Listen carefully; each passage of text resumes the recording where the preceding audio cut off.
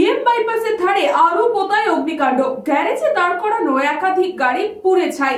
হতাহতের কোনো খবর না থাকলেও ক্ষয়ক্ষতির পরিমাণ যথেষ্টই বেশি।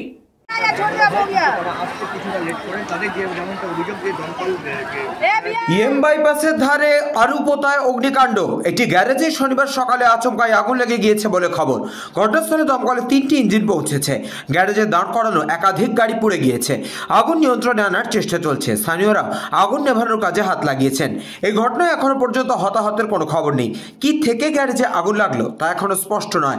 আলুপোতা ঘিঞ্জি এলাকা হওয়ায় আগুন দেখে আতঙ্ক ছড়ায়। স্থানীয়রা জানিয়েছেন, আচমকাই গ্যারেজ থেকে ধোঁয়া বের হতে দেখেন অনেকে। কাছে গেলে দেখতে পান গাড়ি জ্বলছে। পরপর বেশ কয়েকটি গাড়িতে আগুন ছড়িয়ে পড়ে। কালো ধোঁয়ায় ঢেকে যায় গোটা এলাকা। দমকল সূত্রের খবর, শনিবার সকালে 11টা 8 নাগাদ আলুপোতা থেকে তাদের কাছে ফোন যায়। সঙ্গে সঙ্গে 3টি ইঞ্জিন পাঠিয়ে দেওয়া হয় ঘটনাস্থলের উদ্দেশ্যে। গ্যারেজের বাইরে থেকে পাইপের মাধ্যমে জল দিয়ে আগুন নেভানোর চেষ্টা করা হয়।